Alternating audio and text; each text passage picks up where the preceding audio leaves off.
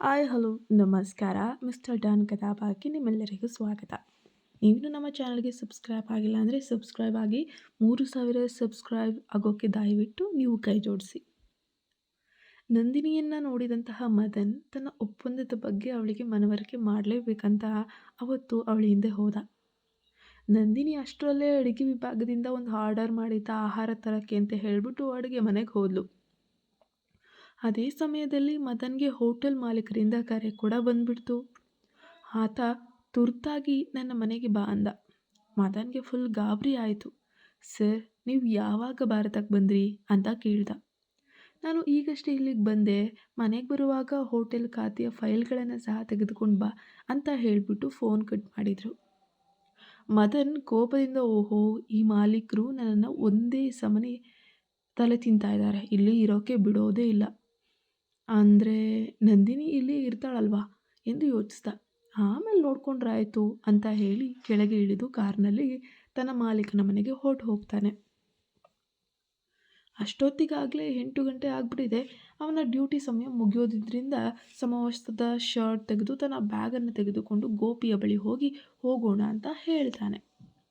ಆಕೆ ಬಸ್ ನಿಲ್ದಾಣದಲ್ಲಿ ನಿಂತು ಬಸ್ಸಿಗಾಗಿ ಕಾಯ್ತಾ ಇದ್ದಾಳೆ. 8 ಗಂಟೆಯಾಗುತ್ತಾ ಬಂದಿದ್ದರಿಂದ ಸಂಚಾರ ತುಂಬ ಕಡಿಮೆ ಆಗಿರುತ್ತೆ, ಜನಗಳು ಕೂಡ ಕಮ್ಮಿ ಇರ್ತಾರೆ. ಆದರೂ ಸಾಕಷ್ಟು ವಾಹನಗಳು ಮಾತ್ರ ಓಡಾಡ್ತಿರ್ತವೆ. ನೋಡಿದ್ರೆ ಅಲ್ಲಿ ಅಷ್ಟರಲ್ಲಿ 3 ದರೋಡೆಕೋರರು ಬರ್ತಾರೆ. ಅಲ್ಲಿ ನಂದಿನಿ ಮತ್ತು ಇನ್ನು 2 ಮಹಿಳೆಯರು ಹೊರತುಪಡಿಸಿ ಬೇರೆ ಯಾರೂ ಇಲ್ಲ. ಅವರು ಚೆನ್ನಾಗಿ ಕುಡಿದು ಸಿಗರೇಟ್ ಹಚ್ಕೊಂಡು ಹೊಗೆ ಬಿಟ್ಕೊಂಡು ಪೋಲಿಗಳ ಥರ ನಿಂತಿದ್ರು. ನೋಡಿದ್ರೆ ನಂದಿನಿ ಕೂಡ ಅವರ ಪಕ್ಕದಲ್ಲಿ ನಿಂತಿದ್ದಾಳೆ. ಹೇಯ್, ನೀವ್ಯಾರ, ಈ ಏರಿಯಾಗೆ ಹೊಸಬ್ರಾ ಎಂದ ಕೇಳುತ್ತಾರೆ ಪಕ್ಕದಲ್ಲಿರೋರು. ಆಗ ಅಣ್ಣ, ನಾನು ಹೋಗ್ತೇನೆ ಅಂತ ಹೇಳ್ತಾಳೆ. ಈಗ ನೀನು ಒಬ್ಬಳೇ ಹೇಗೆ ಹೋಗ್ತೀಯ ನಂದಿನಿ, ನಾನು ನಿನ್ನನ್ನು ಡ್ರಾಪ್ ಮಾಡ್ತೇನೆ ಎಂದು ಹೇಳಿ ಗೋಪಿ ಬೈಕ್ ಕೀ ತೆಗೆದುಕೊಂಡ. ನಾನು ಬಸ್ಸಿನಲ್ಲೇ ಹೋಗ್ತೇನೆ, ನಮ್ಮ ಹಾಸ್ಟೆಲ್ ವಾರ್ಡನ್ ನೋಡಿದರೆ ನಿನಗೆ ಬೈತಾರೆ ಎಂದು ನಂದಿನಿ ಹೇಳಿದ್ಲು. ಈ ಸಮಯದಲ್ಲಿ ನೀನು ಯಾಕೆ ಹೀಗೆ ಮಾಡ್ತಿದ್ಯಾ, ನಿಂಗೆ ಗೊತ್ತಾಗ್ತಿಲ್ವಾ, ಸುಮ್ಮನೆ ಸಮಸ್ಯೆ ಆಗುತ್ತೆ ಎಂದು ಗೋಪಿ ಕೇಳಿದಾಗ, ನಾನು ಇದಕ್ಕಾಗಿ ರೆಡಿಯಾಗೇ ಬಂದಿದ್ದೀನಿ ಅಣ್ಣ, ನನಗೇನು ತೊಂದರೆ ಇಲ್ಲ, ಹೆದರಬೇಡಿ, ನಾನು ಹೋಗ್ತೇನೆ ಅಂತ ಹೇಳಿ ನಂದಿನಿ ಹೊರಗೆ ಬಂದಳು. ನಂದಿನಿ ಹೋಗುವುದನ್ನು ನೋಡಿ ಗೋಪಿ ಒಂದು ಸಣ್ಣ ನಿಟ್ಟುಸಿರನ್ನು ಬಿಟ್ಟ. ತನ್ನ ಕೆಲಸದಲ್ಲಿ ತನ್ನ ಪಾಡಿಗೆ ತಾನು ತೊಡ್ಕೊಂಡ. ನಂದಿನಿ ರಸ್ತೆಯ ಬದಿಯಲ್ಲಿರುವಂತಹ ಜನರಲ್ ಸ್ಟೋರ್ಗೆ ಹೋಗಿ 3 ಪೆಪ್ಪರ್ ಸ್ಪ್ರೇ ಬಾಟಲ್ಗಳನ್ನು ಕೂಡ ಖರೀದಿಸ್ತಾಳೆ. ದರೋಡೆಕೋರನ ಕೈ ನಂದಿನಿಯ ಕೈಗೆ ತಲುಪುವುದರೊಳಗೆ ಪಟ್ ಎಂದು ಮೂಳೆ ಮುರಿದ ಶಬ್ದವಾಗುತ್ತೆ. ಅವನು ನೋವಿನಿಂದ ನರಳುತ್ತಾ ಕಿರ್ಚಿಕೊಂಡು ಕೆಳಗೆ ಒದ್ದಾಡುತ್ತಾ ವಿಲಿ ಅಂತ ಒದ್ದಾಡ್ತಾ ಇದ್ದಾನೆ. ಹತ್ತಿರದಲ್ಲಿ ಇನ್ನಿಬ್ಬರು ಬಂದು, ನೀವು ಯಾರು ಎಂದರು. ನಂದಿನಿ ತಲೆ ತಿರುಗಿಸಿದಾಗ ರಿಷಿ ತನ್ನ ಮುಂದೆ ನಿಂತಿದ್ದಾನೆ. ಆತ ಅವರನ್ನು ಹೊಡೆದು ಒಬ್ಬನಿಗೆ ಗುದ್ದಿದ್ದ.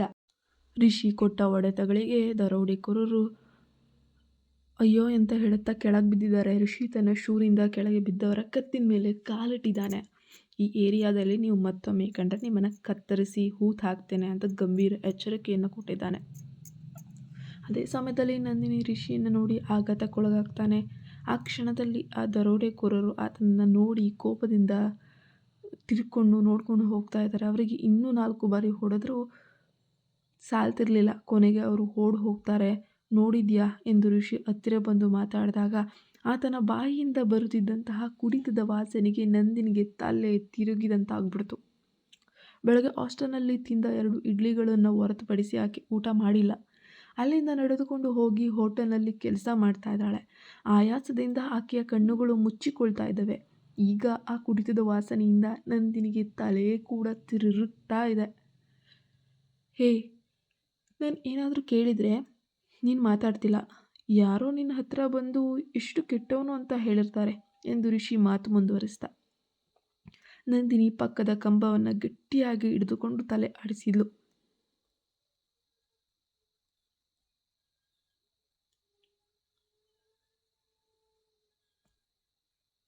ಹೇ, ಹಾಗೆ ಕೇಳಿದ್ರೆ ಅವಳೆಲ್ಲೋ ಮಾತಾಡ್ತಾಳೆ, ಅದಕ್ಕೆ ಬಟ್ಟೆ ಬೆಚ್ಚಿದ್ರೆ ಮಾತಾಡ್ತಾಳೆ ಎಂದು ಯಾರೋ ನಂದಿನಿಯ ಹತ್ತಿರ ಬಂದು ಆಕೆಯ ಮೇಲೆ ಕೈ ಹಾಕಲು ಪ್ರಯತ್ನಿಸಿದರು. ಆಗ ಅಲ್ಲಿದ್ದ 2 ಮಹಿಳೆಯರು ರಿಷಿಯನ್ನು ನೋಡಿ ತುಂಬ ಧನ್ಯವಾದಗಳು, ಆ ಗೂಂಡಗಳಿಗೆ ಸರಿಯಾದ ಪಾಠ ಕಲಿಸಿದ್ದೀರಿ. ಅವನು ಪ್ರತಿದಿನ ಇಲ್ಲಿಗೆ ಕುಡಿದು ಬಂದು ಹೆಣ್ಮಕ್ಳೊಂದಿಗೆ ಕೆಟ್ಟದಾಗೆ ಮಾತಾಡ್ತಾನೆ ಅಂತ ಹೇಳಿದ್ರು. ರಿಷಿ ಅದನ್ನೆಲ್ಲ ನಿರ್ಲಕ್ಷಿಸಿ ಬಸ್ಸಿಗಾಗಿ ಕಾಯ್ತಿದ್ದ ನಂದಿನಿಯ ಬಳಿ ಓಡಿ ಹೋದ. ಇಬ್ಬರು ಮಹಿಳೆಯರು ಆಟೋ ಹತ್ತಿ ಅವರ ಪಾಡಿಗೆ ಅವರು ಹೊರಟು ಹೋದರು.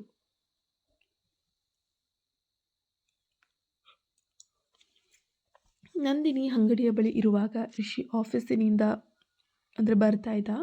ನಂದಿನಿಯನ್ನು ನೋಡಿ ಕಾರ್ ನಿಲ್ಲಿಸ್ದ. ನಂದಿನಿ ಬಸ್ ನಿಲ್ದಾಣದ ಹತ್ತಿರ ಬರುವುದನ್ನು ನೋಡಿ ಈ ಸಮಯದಲ್ಲಿ ಅವಳು ಇಲ್ಲಿ ಏನು ಮಾಡ್ತಿದ್ದಾಳೆಂದು ಆಶ್ಚರ್ಯಪಟ್ಟಿದ್ದ. ಈಗಷ್ಟೇ ಬಂದಿದ್ದ ದರೋಡೆಕೋರರು ನಂದಿನಿಯ ಬಳಿ ಬರ್ತಾ ಇದ್ರು.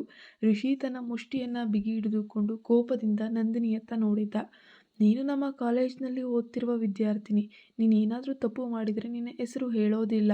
ಇಡೀ ಮಾಧ್ಯಮದವರು ನಾವು ಓದುತ್ತಿರುವ ಕಾಲೇಜಿನ ಹುಡುಗಿಗೆ ಹೀಗಾಗಿದೆ, ಆ ಕಾಲೇಜ್ ಹೀಗೆ, ಈ ಕಾಲೇಜ್ ಸೇಫ್ಟಿ ಇಲ್ಲ ಎಂದು ಹೆಡ್ಲೈನನ್ನೇ ಕೊಟ್ಟು ಬಿಡ್ತಾರೆ.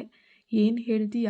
ಕಾಲೇಜಿನಲ್ಲಿ ಓದ್ತಿರುವವಳು ರಸ್ತೆಯಲ್ಲಿ ನಿಂತಿದ್ದು ನಿಂದೇ ತಪ್ಪು ಎಂದು ಆಕೆ ಅಸಹ್ಯದಿಂದ ಆಕೆಯನ್ನು ನೋಡುತ್ತಾ ಹೇಳ್ತಾನೆ. ರಿಷಿ ಸುತ್ತಮುತ್ತ ನೋಡ್ತಿದ್ದಾನೆ. ಅಲ್ಲಿರುವ ಒಂದು ಹೋಟೆಲ್ ಅವನ ಕಣ್ಣಿಗೆ ಬೀಳುತ್ತೆ. ನೀನು ಹೋಟೆಲ್ಗೆ ಬಂದಿದ್ದೀಯಾ ಎಂದು ಕೇಳಿದ. ಅವನ ಕಣ್ಣುಗಳಲ್ಲಿ ಬಹಳ ಅಂದರೆ ಬಹಳ ಸಿಟ್ಟಿತ್ತು. ಹೊಡೆದೇ ಬಿಡ್ತಾನೆ ಎನ್ನುವಷ್ಟು. ನಂದಿನಿ ವಿಚಿತ್ರ ಮುಖಭಾವ ತೋರಿಸಿದ್ಲು. ಅದಕ್ಕೆ ನೀನು ಯಾಕೆ ಇಷ್ಟೊಂದು ಅಹಂಕಾರ ತೋರಿಸ್ತೀಯ? ಅಲ್ಲಿಯವರೆಗೂ ತನ್ನ ವರ್ತನೆಯ ಬಗ್ಗೆ ಮಾತನಾಡುತ್ತಿದ್ದ ರಿಷಿ ಮುಂದೆ ಬಂದು, ಯಾರಾದರೂ ನಿನ್ನನ್ನು ಹೋಟೆಲ್ನಲ್ಲಿ ಬುಕ್ ಮಾಡಿದ್ರಾ ಅಂತ ತುಂಬ ಕೆಟ್ಟದಾಗಿ ಕೇಳಿಬಿಟ್ಟ. ನೀನು ಇಲ್ಲಿ ಏನು ಮಾಡ್ತಿದೀಯಾ ಎಂದು ನಂದಿನಿ ರಿಷಿಯನ್ನು ಕೇಳಿದ್ಲು. ನಂದಿನಿ ಅವನ ಕಡೆ ನೋಡದೆ ಬಸ್ಸಿಗಾಗಿ ಕಾಯುತ್ತಾ ನಿಂತಳು. ಆಕೆಯಿಂದ 1 ಇಂಚು ದೂರದಲ್ಲಿ ನಿಂತಿದ್ದ ರಿಷಿ ಜೋರಾಗಿ, ಈ ಸಮಯದಲ್ಲಿ ನೀವು ಇಲ್ಲಿ ಏನು ಮಾಡ್ತಾ ಇದ್ದೀರಿ ಅಂತ ಕೇಳಿದ್ದ. ಅದು ನಿನಗೆ ಬೇಕಿಲ್ಲ. ನಾನು ಇಲ್ಲದೆ ಹೋದರೆ ನಿನಗೆ ನಾನು ಯಾಕೆ ಬೇಕು? ಇದು ನಿನ್ನ ಕಾಲೇಜ್ ಅಲ್ಲ ಬೆದರಿಸೋಕೆ ಅಂತ ನಂದಿನಿ ಕೋಪದಿಂದ ಹೇಳಿದ್ಲು. ಅವನ ಮಾತುಗಳು ನಿಗೂಢವಾಗಿದ್ವು. ಹಣವಿದ್ದವರಿಗೆ ಏನು ಗೊತ್ತು ನಾನೊಬ್ಬ ಮಹಿಳೆ ಎಂದು. ನಾನು ಹಣಕ್ಕಾಗಿ ಕೊಳಕು ಕೆಲಸ ಮಾಡುವ ಹುಡುಗಿ ಖಂಡಿತ ಅಲ್ಲ ಎಂದು ಆಕೆ ಅವನನ್ನು ತಿರಸ್ಕರಿಸಿದ್ಲು. ಓಹೋ, ನೀನು ಯಾಕೆ ಇಲ್ಲಿದ್ದೀಯಾ ಅಂತ ಹೇಳಲು ಯಾಕೆ ಹಿಂಜರಿತಿದ್ದೀಯಾ? ನೀನು ಏನೋ ಖಂಡಿತ ತಪ್ಪು ಮಾಡಿದ್ದೀಯಾ, ಅದನ್ನು ಮುಚ್ಚಾಕೊಳ್ತಿದ್ದೀಯಾ ಅಂತ ಹೇಳ್ತಾನೆ. ಕೊನೆಗೆ ಸತ್ಯ ಹೊರತೆಗೆದೇ ಬಿಟ್ಟ ಹುಡುಗ. ನಾನು ಪಾರ್ಟ್ ಟೈಮ್ ಸರ್ವರು ಎಂದು ನಂದಿನಿ ಕೋಪದಿಂದ ಹೇಳಿ ತನ್ನ ಬಸ್ ಬರುತ್ತಿದ್ದಂತೆ ಬೇಗನೆ ಹತ್ತಿ ಹೋದ್ಲು. ನಂದಿನಿ ಹೋಗುವುದನ್ನು ನೋಡಿ ರಿಷಿ ಕುತಂತ್ರದಿಂದ ನಕ್ಕಿದ್ದ. ಮಿಸ್ ನಂದಿನಿ, ನೀನು ಮಾಡಿದ್ದಕ್ಕೆ ನಾಳೆ ಕಾಲೇಜಿನಲ್ಲಿ ನಿನಗೆ ಏನು ಶಿಕ್ಷೆ ಕೊಡ್ತೀನಿ ಗೊತ್ತಾ ಅಂತ ಹೇಳುತ್ತಾ ತನ್ನ ಕಾರಿನ ಬಳಿಗೆ ಹೋದ. ಬಸ್ಸಿನಲ್ಲಿ ಕುಳಿತಿದ್ದ ನಂದಿನಿ ಕಿಟಕಿಯಿಂದ ಹೊರಗೆ ನೋಡುತ್ತಾ ಕಣ್ಣೀರು ಹಾಕಿದ್ಲು. ರಿಷಿ ಹೇಳಿದ ಮಾತುಗಳು ಆಕೆ ಕಿವಿಯಲ್ಲಿ ಪ್ರತಿಧ್ವನಿಸಿದ್ವು. ತನ್ನ ಕ್ಯಾರೆಕ್ಟ್ರೇ ಹಾಳಾಗ್ತಿದೆಯಲ್ಲ ಈ ಬೆಂಗಳೂರಿಗೆ ಬಂದು ಅನ್ನೋ ಒಂದು ನೋವು ಆಕೆಯನ್ನು ಕಾಡ್ತಾ ಇತ್ತು. ಅದಕ್ಕೆ ನೀನು ಈ ಸಮಯದಲ್ಲಿ ಅಲ್ಲಿಂದ ಹೊರಗೆ ಬಂದೀಯಾ ಎಂದು ಅವನು ಕುತೂಹಲದಿಂದ ನೋಡುತ್ತಾ ಹೇಳಿದಾಗ ನಂದಿನಿ ರಿಷಿಯ ಕೆನ್ನೆಗೆ ಹೊಡೆದಿದ್ಲು. ಅವನ ಶರ್ಟ್ ಕಾಲರ್ ಹಿಡಿದು, ನಾನು ನಿನಗೆ ಹೇಗೆ ಕಾಣ್ತಿದ್ದೇನೆ ಅಂತ ಕೇಳಿದ್ಲು. ಆಕೆಯ ಕಣ್ಣುಗಳಲ್ಲಿ ಕೋಪ ತುಂಬಿತ್ತು. ನೀನು ಸೆಕ್ಸಿಯಾಗಿ ಕಾಣ್ತಿದ್ದೀಯಾ ಎಂದು ಅವನು ಆಕೆಯ ಕೈಯಿಂದ ಕಾಲರನ್ನು ಕೂಡ ಪ್ರೀತಿಯಿಂದ ಏನೋ ಒಂದು ರೀತಿ ಬೇರೆ ಥರಾನೇ ಬಿಡಿಸ್ಕೊಂಡು ಹೇಳಿದ್ದ. ಹೇಯ್, ನೀನು ನಿಜವಾದ ಗಂಡಸ? ನಿನಗೆ ಹೆಣ್ಣಿನ ಜೊತೆ ಹೇಗೆ ಮಾತಾಡಬೇಕಂತನೂ ಗೊತ್ತಿಲ್ವೇ ಎಂದು ಕೋಪದಿಂದ ಕಿರ್ಚಿಕೊಂಡ್ಳು. ಹುಡುಗಿಯರ ಜೊತೆ ಹೇಗೆ ಮಾತಾಡಬೇಕು, ಅವ್ರಿಗೆ ಏನು ಬೇಕು ಮತ್ತೆ ಅದನ್ನು ಪಡೆಯಲು ಅವರು ಏನು ಮಾಡ್ತಾರೆ, ಎಲ್ಲಿವರೆಗೂ ಹೋಗ್ತಾರೆ, ಅದೆಲ್ಲವೂ ನನಗೆ ಗೊತ್ತು ಎಂದು ರಿಷಿ ಹೇಳಿದ. ಆಗ ಕಂಡಕ್ಟರ್ ಬಂದ. ನಂದಿನಿ ಆ ಕಂಡಕ್ಟರ್ ಹತ್ರ ಕ್ಷಮಿಸಿ ಅಂತ ಹೇಳಿ ಬಸ್ಸಿನಿಂದ ಇಳಿದು ಹಾಸ್ಟೆಲ್ ಕಡೆಗೆ ನಡೆದ್ಲು. ಆಕೆಯನ್ನು ಹಿಂಬಾಲಿಸಿದ ಕಾರು ನಂದಿನಿಯ ಹಾಸ್ಟೆಲ್ ಒಳಗೆ ನುಗ್ಗಿ ನಂತರ ಹೊರಟು ಹೋಯಿತು. ನಂದಿನಿ ಹಾಸ್ಟೆಲ್ ಒಳಗೆ ಬರುವುದನ್ನು ನೋಡಿ ಸ್ವಾಗತಕಾರರು ಫೋನ್ ಕೂಡ ಮಾಡಿದ್ರು.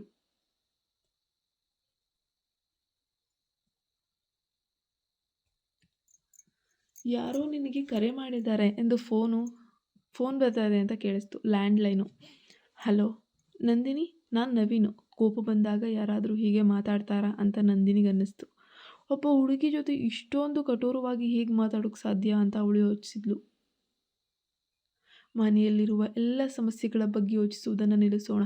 ಈಗ ಅವನು ಇಲ್ಲಿದ್ದಾನೆ ಎಂದು ಅವನು ಹೇಳಿದ ಮಾತುಗಳನ್ನು ನೆನಪಿಸಿಕೊಂಡು ಬಂದಾಗ ನಂದಿನಿ ಕಣ್ಣುಗಳು ಬಿಗಿಯಾಗಿ ಮುಚ್ಚಿಕೊಂಡ್ಳು.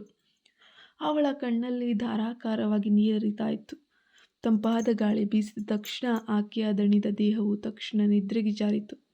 ಆಕೆ ತನ್ನ ನಿಲ್ದಾಣದಲ್ಲಿ ಬಸ್ಸಿನಿಂದ ಇಳಿಯದೆ ನಿದ್ರೆಗೆ ಜಾರಿದ್ಲು.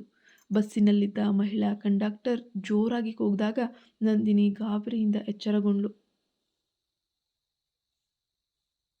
ಅಮ್ಮ ತಾಯಿ, ನೀನು ಮನೆಗೆ ಹೋಗಿ ಚೆನ್ನಾಗಿ ಮಲಗಬಹುದು. ಮೊದಲು ಬಸ್ಸಿನಿಂದ ಇಳಿ. ಇದು ನಮ್ಮ ಕರ್ತವ್ಯದ ಸಮಯ. ನಾವು ಮನೆಗೆ ಹೋಗಬೇಕು. ನಂದಿನಿ ಗೊಂದಲದಿಂದ ಆ ವ್ಯಕ್ತಿ ಅಲ್ಲಿಗೆ ಬಂದಿದ್ದಾನಾ ಅಂತ ಕೇಳಿದ್ಲು. ನಂದಿನಿ, ನಿನಗೆ ಏನು ತೊಂದರೆ ಇಲ್ಲ ಅಲ್ವಾ? ಏನಾಯಿತು ಅಂತ ಹೇಳ್ಬಿಟ್ಟು ಆಕೆ ಗೊಂದಲದಿಂದ ಕೇಳಿದ್ಲು.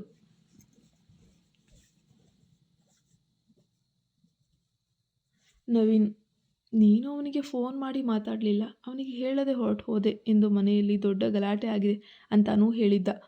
ನೀನು ಅವನ ಜೊತೆ ಒಂದು ಸಲ ಫೋನ್ನಲ್ಲಿ ಮಾತಾಡಿದರೂ ಅವನು ನಿನ್ನ ಜೊತೆ ಮಾತನಾಡುವುದನ್ನು ಖಂಡಿತ ನಿಲ್ಲಿಸೋದಿಲ್ಲ ನಂದಿನಿ ಅಂತ ಹೇಳ್ತಾನೆ. ನೀನು ದಿನಕ್ಕೆ ಒಂದು ಸಲ ಅವನ ಜೊತೆ ಮಾತಾಡಿದರೆ ಅವನು ನಿನ್ನನ್ನು ತೊಂದರೆಗೊಳಿಸೋದಿಲ್ಲ ಅಂತಾನೂ ಹೇಳಿದ್ದ. ನವೀನ್ ಹೇಳಿದ್ದ. ಇದೆಲ್ಲವೂ ಕೂಡ ವಿಚಿತ್ರ ಅನ್ನಿಸ್ತಾ ಇದೆ. ಒಂದಲ್ಲ ಒಂದು ತೊಂದರೆ ಆಕೆಯನ್ನು ಹುಡ್ಕೊಂಡು ಬರ್ತಾ ಇದೆ. ಚಿಂತಿಸಬೇಡಿ ಅಣ್ಣ, ನಾನು ನಿಮಗೆ ಕರೆ ಮಾಡ್ತೇನೆ. ಅಜ್ಜಿ ಹೇಗಿದ್ದಾರೆ, ನನ್ನ ತಂಗಿ ಹೇಗಿದ್ದಾರೆ, ಅದು ಇದು ಅಂತ ಹೇಳಿ ಕೇಳಲು ನಾನು ಭಯವಾಗ್ತಿದೆ ಎಂದು ನಂದಿನಿ ಹೇಳುತ್ತಾ ಆಕೆಯ ಮುಖದ ಮೇಲೆ ಹರಿಯುತ್ತಿದ್ದ ಕಣ್ಣೀರನ್ನು ಒರೆಸ್ಕೊಳ್ಳೋದನ್ನೇ ಮರೆತುಬಿಟ್ಟಿದ್ದಾಳೆ.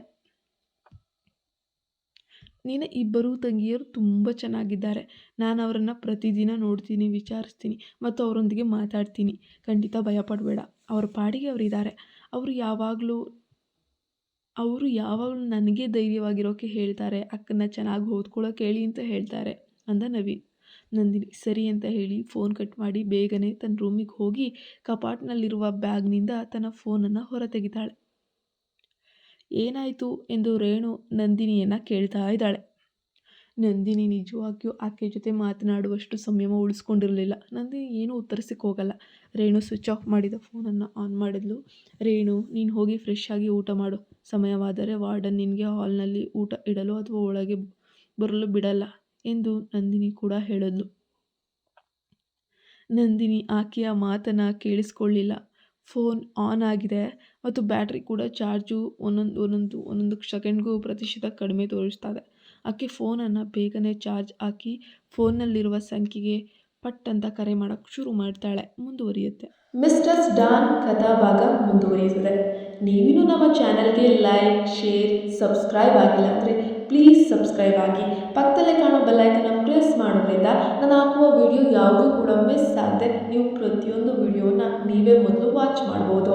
Thanks for watching. Don't forget to subscribe.